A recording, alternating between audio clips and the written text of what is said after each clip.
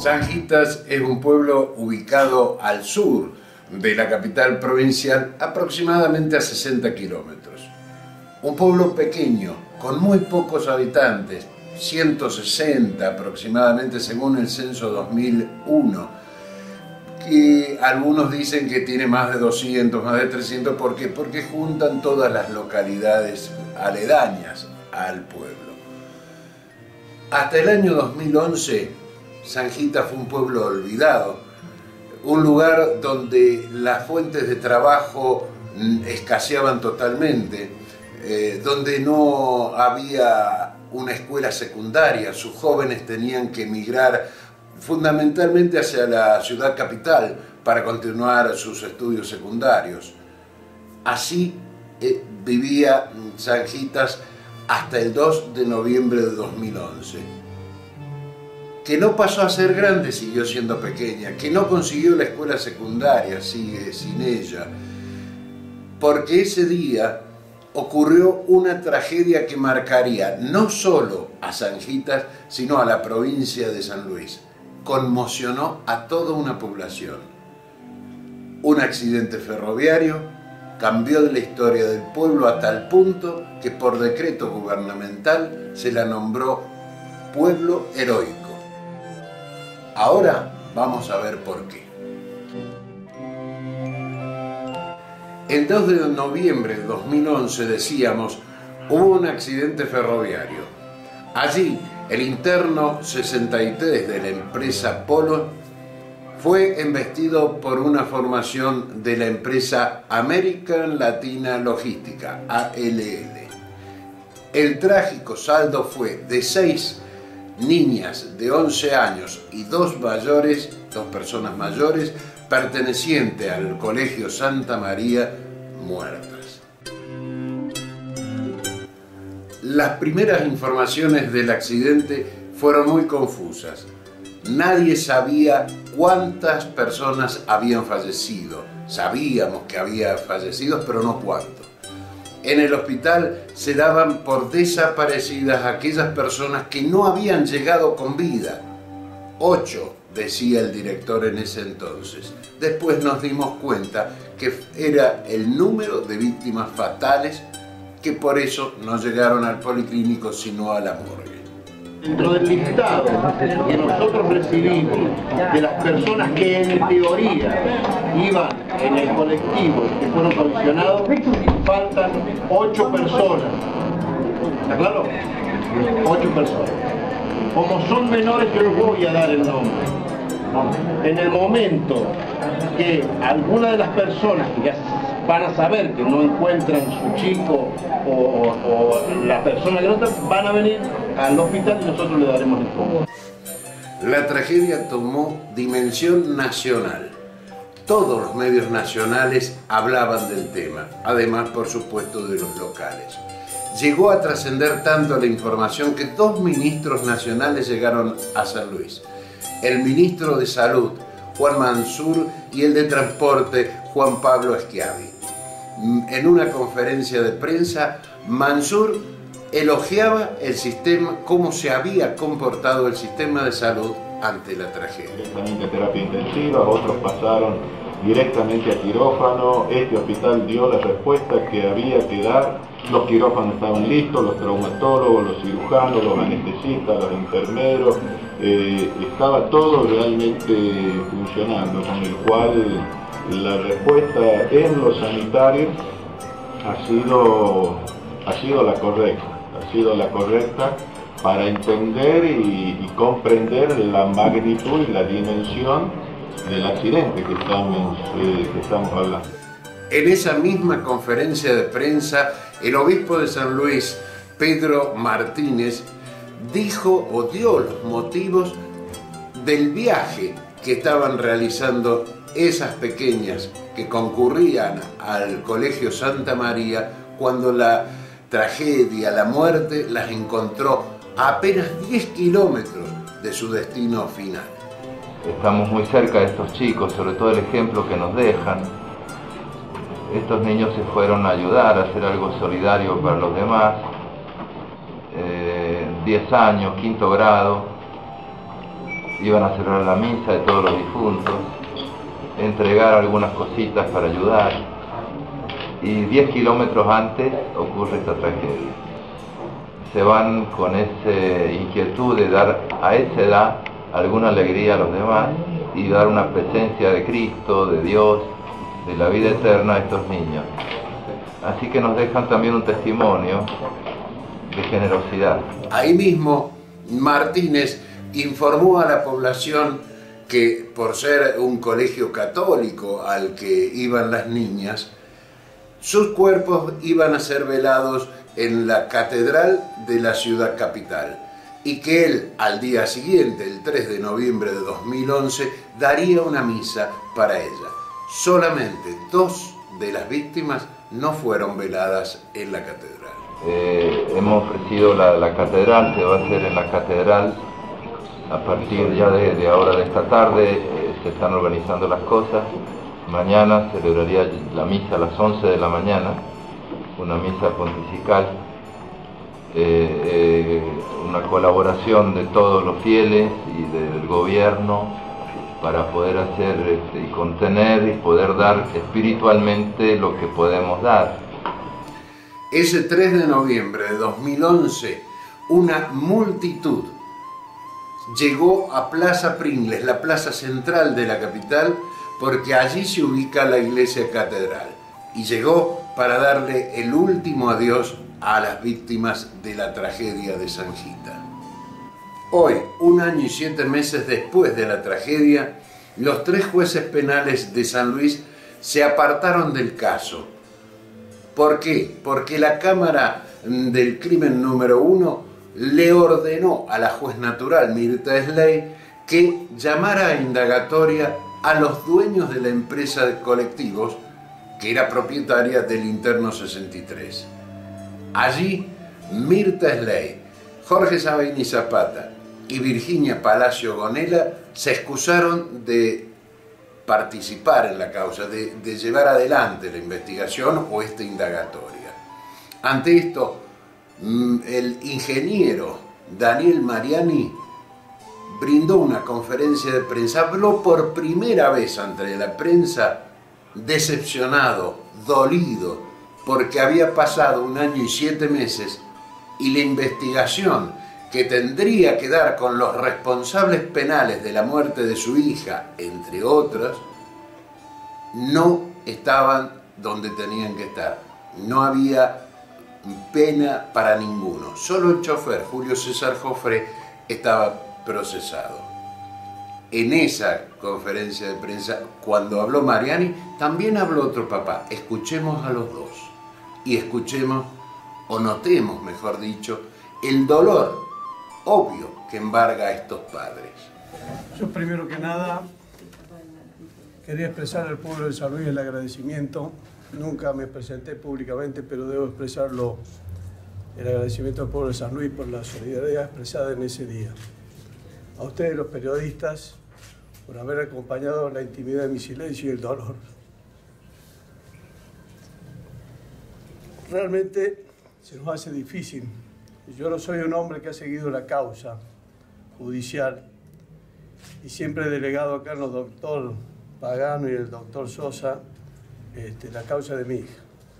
Yo no conozco absolutamente nada, sino que uno en el transcurrir y en el andar por la calle se va enterando de las cosas. Yo quiero decirles a ustedes que el día lunes me enteré de que los jueces se estaban excusando. Yo hace mucho tiempo, desde que sucedió esto, que no sigo la causa, y me aboqué personalmente el martes a venir al estudio para ver si había alguna posibilidad. La gente la noto preocupada, como estamos preocupados los padres, que aún sin seguir la causa solo queremos expresar que hay un marco de justicia en la provincia de San Luis.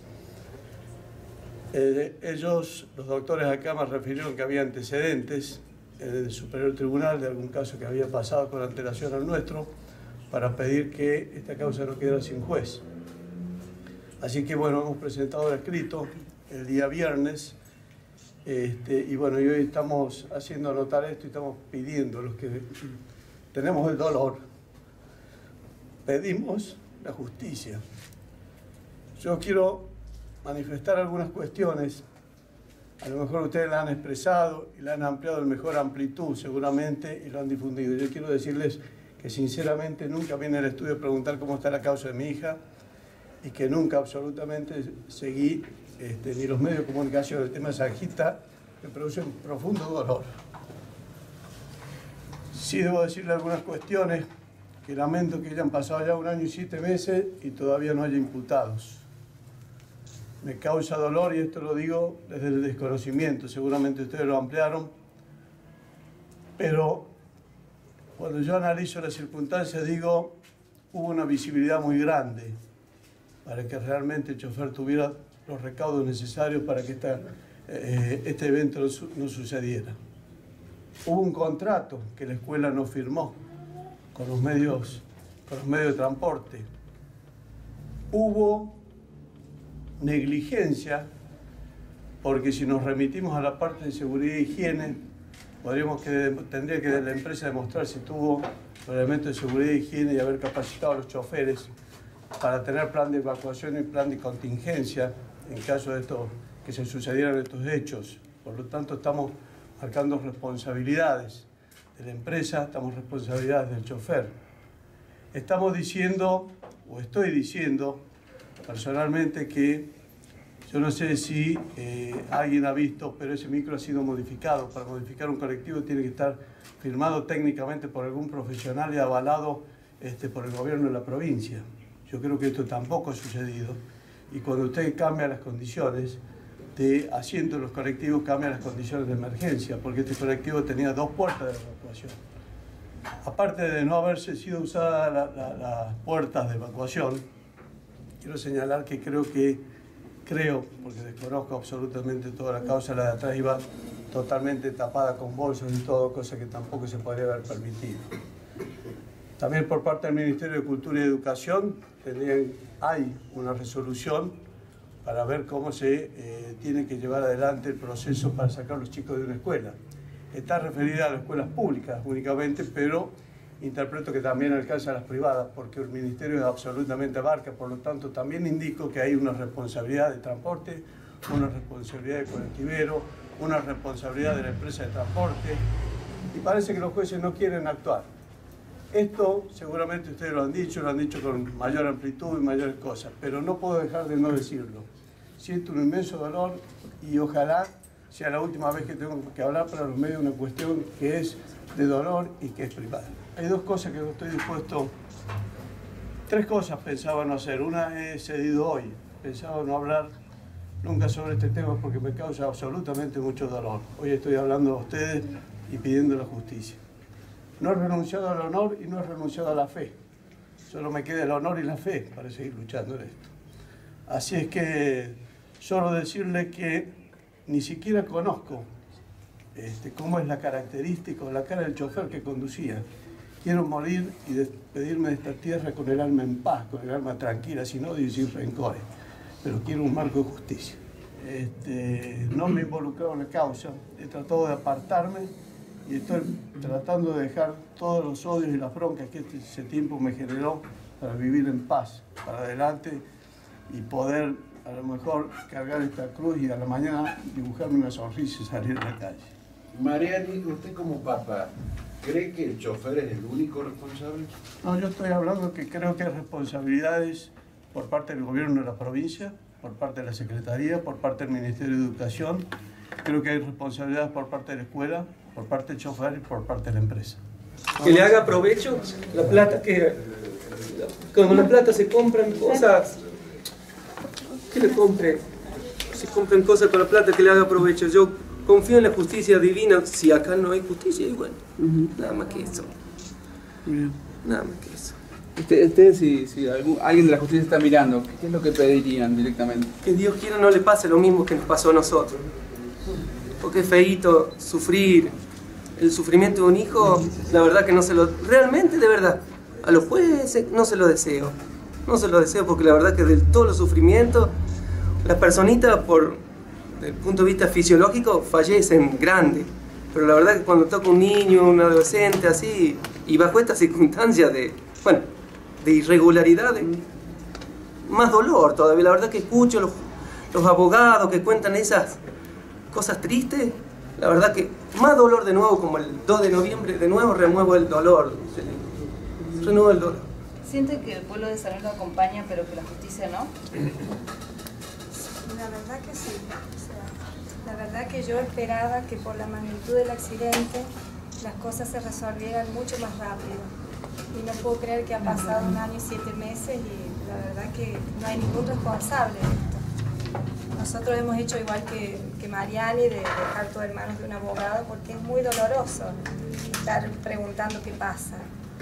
Pero bueno, ahora dijimos, tenemos que contarle también al pueblo de San Luis lo que está pasando. Y si los jueces no escuchan a los abogados, bueno, a lo mejor nos pueden escuchar a nosotros. Usted, señora, también dentro del dolor, esperando que se accione. No.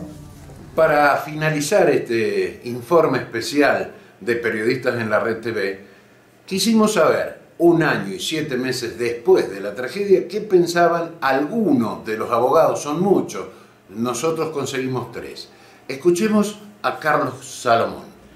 Doctor Carlos Salomón, usted es representante del matrimonio Bianchotti, que perdió una nena en la tragedia de San Gita. Un caso que ha tenido aristas casi increíbles, se excusan todos los jueces, un estudio jurídico tuvo que pedir al Superior Tribunal que abocara a un juez. Después de 1 año y 7 meses de ocurrido la tragedia, ¿cómo está para usted la causa? ¿Cómo ha venido investigándose? Yo creo que la causa se ha tramitado en forma bastante acelerada, es decir, no ha habido importante demora. En su momento se tomaron declaraciones testimoniales con un ritmo bastante importante en el juzgado de instrucción número 1, y quizás las demoras que pudieran haberse ocurrido pasan a partir de que la Cámara recepta el planteo del fiscal, para mí realizado, digamos, en forma demasiado tardía, porque eso debía haberse planteado cuando estábamos haciendo el sumario, porque teóricamente esos mismos elementos estaban ya cuando estábamos haciendo el sumario. De todos modos, la Cámara resuelve el llamado a indagatoria de estas personas de la empresa.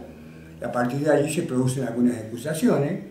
Yo voy a ser concreto, es decir, no puedo decir que le tenemos que pedir al Superior Tribunal que ordene o disponga que actúe un juez subrogante, porque eso sería violar la Constitución. Acá se debía cumplir con lo que dice el Código de Procedimiento. Se hizo, para mí no hubo demasiadas demoras. Se excusó la doctora Slay, alguien le puede cuestionar o no, pero se excusó. Los abogados no tenemos la posibilidad de recurrir sobre las acusaciones del juez. Eso lo resuelven solamente las cámaras, en este caso. Después lo hizo el doctor Sebastián Zapata, ofreció pruebas al respecto, lo mismo hizo la doctora Palacio, y finalmente, bueno, ha asumido, se ha abocado el conocimiento, el doctor, el juez de sentencia, el doctor Varela, y bueno, esperamos que a partir de este momento comencemos el procedimiento con relación a las personas que hay que llamar a indagatoria, que la Cámara ya dispuso el llamado a indagatoria, y bueno, que terminemos lo más pronto posible el sumario para que pueda ir al fiscal, se formule o no la acusación. Yo entiendo que va a haber acusación, obviamente, y a partir de allí que vayamos a la definición, a la parte final del proceso penal. ¿Cómo sigue la historia ahora en el momento de que llegue el dictado de sentencia, si es el juez de sentencia el que está actuando en primaria, en la etapa primaria? ¿Va a poder dictar el sentencia? ¿Va a haber que buscar otro juez? ¿Cómo se resuelve ese problema? Bueno, recordemos que esto puede cambiar la calificación legal, se puede cambiar la calificación legal.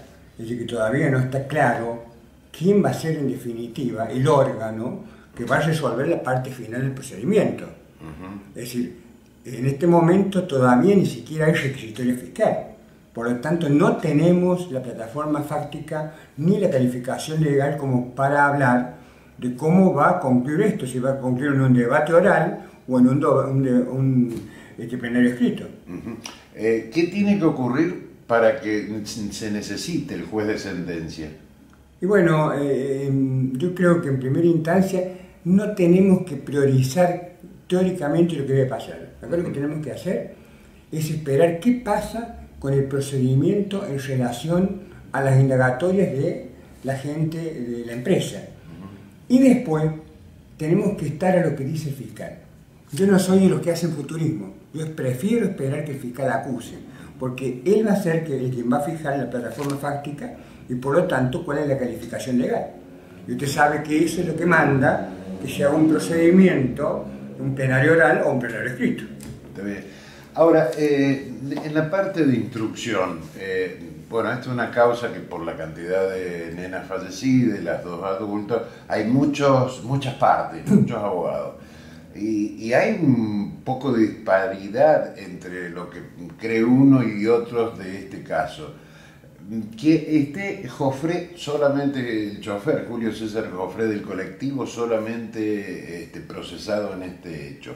Para usted, ¿está bien? ¿Está mal? ¿Se debió buscar más posibles responsables penales o no los hay? En su momento, obviamente, hablamos de quiénes participaron en el hecho.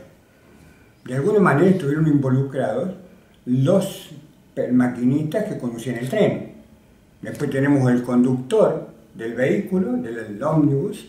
Tenemos también los responsables del conductor, la empresa. Y en su momento yo planteé que habría que llamar a prestar declaración indagatoria, es decir, como acusados, a quienes conducían el tren. Porque si bien tienen prioridad absoluta de paso, yo creo que era importante investigar si el tren realmente se encontraba en condiciones de hacer alguna maniobra de frenaje, si no llevaba demasiadas toneladas como parecía, si en realidad estaba como para transitar en esa vía, porque de lo contrario estaríamos hablando que esa prioridad absoluta implicaría como un misil que pasa a través de San Luis y que todo lo que se cruce por el camino puede ser impactado. ¿Qué pasó? A mí me denegaron el llamado indagatorio que yo pedí, evalué si me convenía apelar, porque también mirábamos los tiempos, y cuando comprobé que en realidad todo lo que podía haber sido prueba fue prácticamente desplazado en el mismo momento en que ocurrió este evento, porque se retiraron los vagones, la formación, es decir, no podíamos hacer la prueba necesaria, entonces no apelé.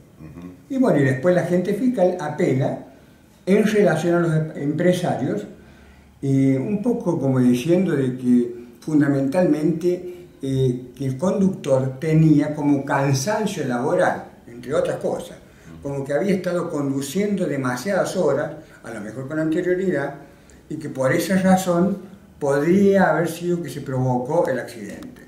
Yo no estoy muy de acuerdo con esa teoría, más allá de que surgieran algunos pequeños elementos sobre el tema, pero de todos modos la Cámara es quien dispuso de que el llamado indagatorio sea por esa causales. Y bueno, va a ser muy importante que cuando el juez efectivice el llamado indagatorio y comparezcan los empresarios, les diga puntualmente en qué consistieron aquellas acciones u omisiones que hacen que estén allí prestando indagatoria. No queremos que haya nulidades, entonces todo se tiene que hacer perfectamente. Bueno, ya para finalizar y agradeciéndole el espacio que nos ha dado, acaba de decirme que no hace futurología, pero le voy a hacer una pregunta de futuro. ¿Usted cuánto piensa que puede durar esta parte primaria? ¿Cuánto tiempo más? Dentro de la normalidad, hablemos. Y dentro de la normalidad tendría que durar 3 o 4 meses más. 90 días en realidad. Pero ¿qué pasa? Tenemos que empezar a pensar en qué puede plantear la defensa, si hay planteos de nulidad, si hay planteos a la Cámara. ¿Por qué no, después de un planteo de la Cámara, un recurso extraordinario en el Superior Tribunal? Entonces, es como que hacemos futurología en serio. Más en una justicia como la nuestra, que no está atravesando su mejor momento. Ahora sí, la última me vino recién a la memoria. Usted es un experimentado abogado de San Luis, lleva sus años, no vamos a pedirle la edad, ¿no? Pero, ¿alguna vez vio un caso con tantos jueces y acusados? En alguna oportunidad, pero realmente nunca ha pasado como en este caso. Me parece que en algunas otras oportunidades también hubo varias acusaciones. Lo que pasa es que normalmente depende de muchas cosas. En teoría, según el Código de Procedimiento, debe depender de las conexiones, intereses que se juegan entre el juez y las personas presuntamente involucradas, ¿cierto? Y después, bueno, hay otra cuestión que no tiene nada que ver con el derecho y que a veces evaluamos los abogados, y realmente los jueces dieron las excusas que corresponden conforme al texto de la ley o no. Pero como lo digo, los abogados no tenemos ninguna incidencia en el procedimiento de las acusaciones y por lo tanto nos tenemos que quedar con la mera evaluación. Ahora escuchemos qué tiene para decir José Luis Dopazo. Doctor José Luis Dopazo, usted representa a varias familias de nenas que iban en el colectivo que provocó la tragedia en San Gita. Es una causa que, además de llevar 1 año y 7 meses, periodo bastante largo para muchos, no tanto quizá para los abogados, pero que tiene una particularidad en estos últimos días, la excusación de todos los jueces penales. ¿Cómo ve la causa? En realidad las excusaciones se producen en lo que sería la segunda investigación. Y va a suceder lo que sucedió, ustedes lo conocen muy bien, algo así como Gramaglia. Van a existir 2 expedientes distintos. Porque la primera instrucción que se hizo, se responsabilizó el chofer del colectivo, que es el principal responsable de esta tragedia, y esa instrucción o esa causa ya está prácticamente en su parte final. ¿Por qué? Porque tiene acusación fiscal, se le pide 4 años y 8 meses de prisión y se lo caratula como homicidio culposo reiterado. Esto está en condiciones de pasar a plenario, por lo tanto eso estaría finalizado. Donde sí se ha atrasado y obviamente se ha perdido mucho tiempo en la investigación es a partir de la resolución de la Cámara del Crimen, que ordenó realizar una nueva instrucción ampliando la investigación hacia los socios de la empresa Polo. Y con esa misma logicidad o con ese mismo criterio, en su momento el juez que se aboque, que es el doctor Varela, que ya se ha abocado, tendrá que investigar a los directivos y a los titulares del colegio. Usted es uno o el único que está abogando porque las autoridades del colegio tienen responsabilidad penal también en este hecho. No sé si la responsabilidad, esto lo tendrá que dirimir bien un juez, sí, un posible fiscal, responsabilidad, pero que existe absoluta responsabilidad que los trasciende. Esto es así, primero porque la ley de fondo, que es la ley civil en este caso, específicamente en el artículo 1117 del Código Civil establece cuál es la responsabilidad de los colegios ante el cuidado de nuestros hijos.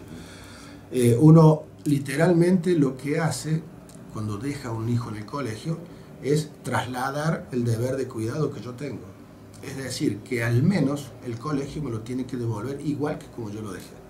Y tiene que arbitrar todos los medios que está a su alcance. En este caso el colegio contrató un colectivo que de ninguna manera podía hacer ese viaje sin las más mínimas normas de seguridad. La empresa proveyó ese colectivo que el colegio aceptó y por último el colegio controló cuántas personas iban en el colectivo y cuántos asientos, y estaban sobrando alrededor de 6 personas. Entonces esa responsabilidad, ese negocio hecho tan banalmente porque eran unos recibos así de chiquitos,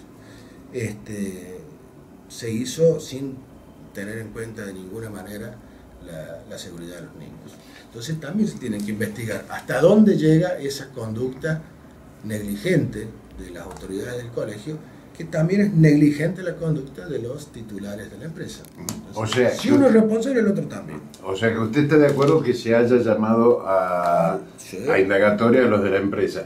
Pero, ¿por qué no a los del colegio? Porque el objeto de la apelación, esto ya es una cuestión de técnica procesal, el objeto de la apelación fue solamente el rechazo que hizo la doctora Slade de investigar a los integrantes de la sociedad Polo.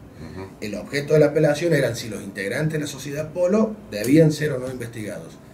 la Cámara resuelve sobre esa apelación. Por eso digo, el juez que se aboque tendrá que, con esos mismos criterios que exhibió la Cámara del Crimen, con ese mismo criterio llamar a los titulares y responsables del colegio. Y resolver su planteo de esa forma. Resolver el planteo, de hecho, lo debería hacer el juez que tome la causa. Ahora, por la otra parte, la empresa ferroviaria, ¿para usted tiene o no tiene alguna responsabilidad? Hasta el momento, para mí, no se ha visualizado responsabilidad de los choferes de las máquinas que embistieron al tren. He visto, como creo que lo hemos visto todos, ¿no?, las auditorías de la Auditoría General de la Nación. Entonces acá hay que hacer una diferencia. Acá estamos investigando un hecho preciso, un hecho penal. Todos los incumplimientos que ha tenido la empresa ALL, todos los incumplimientos que ha tenido la empresa ferroviaria deben seguirse, continuarse, ejecutarse por la vía administrativa, no por la vía penal.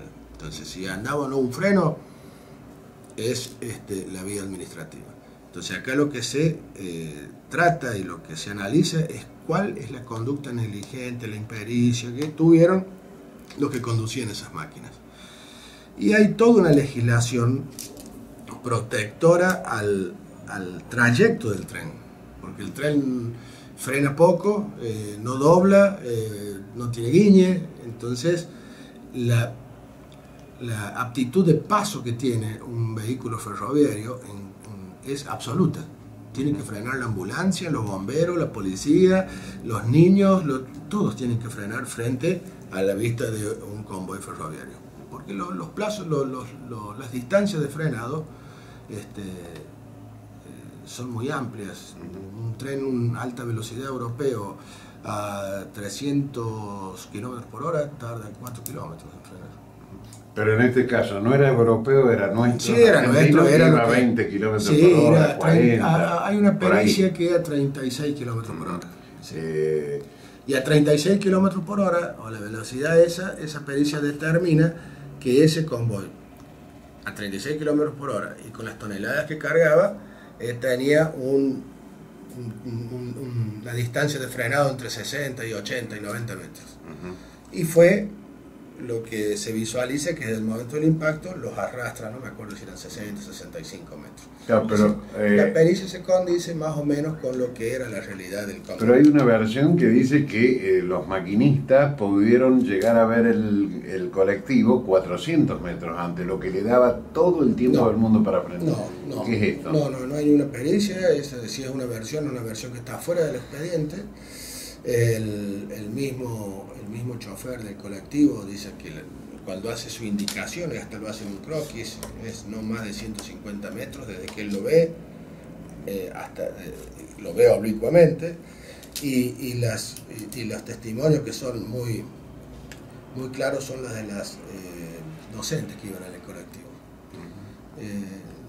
Dice una que cuando empieza a frenarse el colectivo, ve a su izquierda y de inmediato ve una cosa amarilla que se le venía encima. Eso no puede haber estado a 400 metros.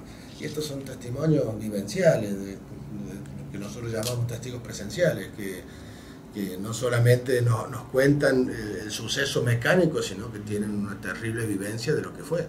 Que, bueno, pudieron salvar su vida, pero lo que menos hoy tienen presente es esa cuestión que para nosotros es importante. Y nunca estuvo a 400 metros. El colectivo lo ve al tren. Desde 400 metros se lo podía ver. Este muchacho dice que lo vio a 150 metros. Pero si uno se para en la ruta, justo es una subida, entonces uno tiene una amplísima visión de estas cuestiones. La visibilidad. Hemos estado en el lugar, la visibilidad. Sí. Después hay, seguramente responsabilidades administrativas. La empresa de ferroviaria tiene aparentemente varios incumplimientos, muchos. Sí. La provincia tiene otros. Es la encargada de la demarcación vertical y la demarcación horizontal de los pasos a nivel. Ahí hay demarcación vertical solamente, no existe la demarcación horizontal. Ahora, esa falta de demarcación es atribuible como elemento causal para la producción del hecho, es muy difícil, pero sí hay un incumplimiento por parte de la provincia. También hemos estado todos ahí, no hay demarcación horizontal. No. Hay unos carteles que se ven de día, y que es la Cruz de San Andrés, o tenga cuidado, viene el ferrocarril, esas cosas, se ven tan viejos, medio Sí, que no están en óptimas ese condiciones. día, ese fatídico 2 de noviembre, a las 12:30 del mediodía, que había un sol a pleno, ese día se veía. Entonces, nosotros nos tenemos que circunscribir a la investigación de ese día. Usted me acaba de decir que, como el caso Gramaglia, esto se va a desdoblar en dos juicios. Caso Carrascosa, Gramaglia y varios hay. Ustedes que conocen. ¿Saben? Pero usted, con este elemento del colegio que todavía no está resuelto, por lo menos. Entraría ¿Dentro del segundo o tendríamos que esperar un tercero? No, debería entrar dentro del segundo. Es una instrucción que todavía no, el juez que se abocó, todavía no dicta el auto de instrucción ampliatorio. En el auto de instrucción ampliatorio debería incluir al colegio. Y si no lo incluye, se lo vamos a pedir que lo incluya. Y si no se lo pedimos y no lo incluye, deberemos apelar y pedir que la Cámara continúe con este mismo criterio. Por supuesto que es público, es notorio, ustedes lo saben y lo sabemos todos los que hemos estado cerca, que acá, además del dolor y la tragedia, hay intereses fuertes dando vuelta. Entonces, esos intereses tienen representación y bueno, tienen todo el derecho a estar representados en un proceso, pero son intereses. Y el principal interés que se debería haber cuidado, que es la contención, el ubicar el espacio de dolor, los duelos, esto ha quedado como una deuda social, y esa deuda social es responsabilidad del Estado, sea quien gobierna. Digamos que usted no es tan viejo, tampoco es tan joven, tiene una trayectoria media, digamos, en la justicia de San Luis. 27 años. ¿Cuántas veces se acusaron tantos jueces en un caso? Usted recuerde, entonces me va a hacer parecer más viejo que usted. Pero hay muchos casos, que digo. Hubo momentos de casos. ¿Usted recuerda cuando los jubilados interponían amparos? Bueno, yo le llevaba el juicio, el otro día usted se refirió en su página, yo tuve el honor, el orgullo, el pleito del doctor Gardela, que me recibió cuando yo nací y terminé siendo abogado. Y también tuve la fortuna de ser abogado de mi padre. Ninguno de los dos cobró del juicio y ambos han fallecido. Todos porque se excusaban, todos los jueces porque tenían juicio contra el Estado, entonces hubo un momento que los juicios contra el Estado se excusaban de a 25. Pasaban de acá, pasaban a Mercedes. No es una cosa nueva esto. Pero sí hay algo en común, el poder. Sí. En este caso, la excusación de la doctora Slay es justificada, es de trámite, que cuando una Cámara te revoca una resolución, al haber adelantado opinión, te apartas. Hay casos en que no se apartó. Hay casos que pueden haberse apartado. Bueno, está bien, pero es de trámite, lo han hecho todos los jueces y las cámaras se los aceptan. Yo no pedí que el Superior Tribunal designara un juez, porque el Superior Tribunal no designa jueces. Y si los designara el Superior Tribunal, estaríamos muy alejados del Estado de Derecho. Yo no lo pedí, no sé si otros lo pidieron, pero el que designa a los jueces está en la Constitución y hay una forma de designación de los jueces. Pero sí pedí que el Superior Tribunal, como órgano político del Poder Judicial de la provincia, arbitrara los medios que tiene a su alcance para ser más riguroso en el tratamiento del tema de las recusaciones y también de las excusaciones. Entonces, yo no sé qué resultado hubiese tenido si el tratamiento de las excusaciones del doctor Sabino Zapata y la doctora Virginia Palacio, el tratamiento de la excusación hubiese sido más riguroso. Si hubiese sido más riguroso y las excusaciones se producen, sería una garantía de transparencia. Pero como no fueron rigurosos, nos queda esa duda. Yo le doy la duda a favor de los jueces que se excusaron. ¿Por qué? Porque nadie les analizó bien la excusación. Entonces queda la palabra de ellos y la prueba por ellos ofrecida. Entonces les doy la derecha, pero te queda la duda. La duda no quedaría si hubiesen sido más rigurosos en el análisis de esas de esas excusaciones. Y después ya se abocó el doctor Varela y bueno, la tragedia, lo sensible que es esta causa, los intereses que están rondando esta causa, hace que una demora de 10 días en esta causa sea mucho y en otras sea poco. Y por último, vamos a escuchar al penalista Jorge Sosa. Jorge Sosa, usted es abogado del estudio Pagano, que representan a varias víctimas de la tragedia de San Gita. Expediente que en los últimos días ha tomado relevancia a partir de las excusaciones sistemáticas casi de los jueces. Queremos su opinión sobre este tema. Bueno, sí, yo creo que las excusaciones, bueno, han impactado más en la sociedad y en nosotros y en las víctimas familiares por el hecho de que han sido sistemáticas, ¿no es cierto?, reiteradas y sin ningún fundamento. Es decir, puntualmente hablo del caso de la juez natural, la juez de instrucción, doctora Esley, en donde se pide que se llame indagatoria, ¿no es cierto?, a los directivos. Como ella no hace lugar porque no encuentra pruebas suficientes, entonces el fiscal apela, yo también apelé, y la Cámara le manda a decir que revoca y le dice que sí hay pruebas y que lo llame a indagatoria a los directivos de la empresa Polo. Pero bueno, el tema está en que la doctora, podríamos decir, desobedece la orden de la Cámara, ¿no es cierto?, y se excusa. Esto no corresponde, ¿no es cierto?, porque hay jurisprudencia ya que se cita en donde, por ejemplo, estoy dando el expediente número 399 del 2005, ¿no es cierto?, donde justamente ya se rechazan las recusaciones por vecino mal, ¿no es cierto?, las excusaciones, perdón. Entonces, ella para mí está cometiendo, la doctora, el delito de un incumplimiento de la orden judicial, ¿no es cierto? Se lo pasa al que continúa, que es el doctor Sabines Zapata. A mi criterio tendría que rechazado esa excusación. ¿Por qué? Porque usted, si recuerda la causa de Luján William, la habían mandado a archivar el doctor Sabines Zapata. La Cámara solicita el desarchivo, meritúa, encuentra elementos para llamarlo indagatorio a los directivos y le pide al juez Sabines Zapata que los llame a declarar. Y el juez Sabines Zapata cumple la orden y los llama a indagatorio, es decir, que es el mismo caso.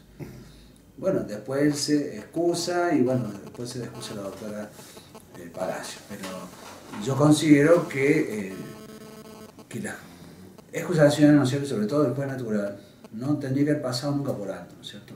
Entonces, alguien tiene que controlar ese tipo de detalles, ¿no es cierto? No es cuestión de excusarse por excusarse.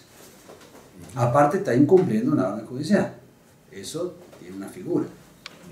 Ahora vamos al expediente, a la investigación primaria que se hizo. ¿Usted está conforme con la investigación judicial? No, de ninguna manera, porque yo, como ya lo he sostenido en 2 oportunidades, he pedido el cambio de calificación a homicidio simple con dolor eventual, que es aquel caso en que quien comete el ilícito se representa el resultado dañoso, igual continúa con su conducta, ¿no es cierto? Y bueno, causa una tragedia. Es decir, me parece que haberlo calificado de homicidio culposo es una falta de respeto, porque usted sabe que el homicidio culposo es por otro caso, en aquellos casos de imprudencia, negligencia, nada que ver con este caso. Acá hay una declaración indagatoria, más allá que esté obligado a no incriminarse, es decir, que no esté obligado a incriminarse. El tema está en que ha quedado asentado de que él relata una historia donde él dice que el colectivo se le queda sin electricidad en el paso nivel, que no arranca. Eso es desvirtuado rápidamente por el hecho de que las personas mayores, 3, que iban en el colectivo, dicen que nunca se para el colectivo. Al preguntarse si él frenó, si aceleró, nunca frenó ni aceleró, continuó con la marcha normal, totalmente distraído y nunca vio, atento a que estaba mal dormido, como está acreditado, y y como está acreditado, por ejemplo, con las cámaras GESEN, de las menores que lo ven así durmiendo en la estación anterior, como está acreditado con otros informes en la causa, ¿no es cierto? El hombre estaba mal dormido y por eso es que dormía en los momentos libres que tenía, ¿no es cierto? Que no es normal que un chofer salga a dormir. Segundo, hay un testimonio directo del enfermero Díaz, que dice que él le comentó personalmente que estaba muy cansado, dormido, mal dormido, mirá, no sé qué pasó, qué sé yo. Es decir, que los elementos recontra sobran para el cambio de calificación. Pero justamente hoy estaba viendo yo, mirá vos lo que son las casualidades, yo acá pido el cambio de calificación y fíjate lo que me contesta la fiscalía.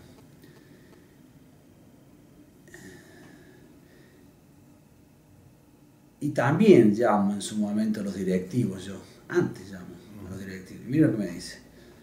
Evacúa vista, que en tiempo y forma viene a evacuar la vista conferida, manifestando que en opinión de este Ministerio Fiscal, salvo el mejor criterio de vuestra señoría, en este estado del procedimiento, estima que no corresponde hacer lugar al pedido del particular damnificado, habida cuenta que los directivos de la empresa Polo no resultan imputados, pudiendo la parte solicitar en sede civil las medidas cautelares que estime corresponden. Acá me niegan la medida cautelar, una vergüenza.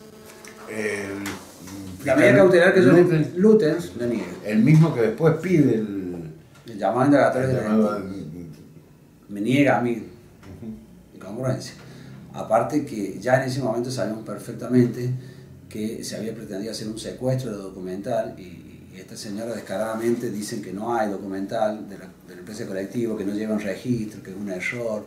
Es decir, eso también es un delito, que es el ocultamiento de pruebas. También delito que yo he pedido en la causa. Bueno, esa es la situación. Acá va a haber seguramente los desdoblamientos del expediente, una para el chofer y otra si se llama indagatoria a los directivos de Polo.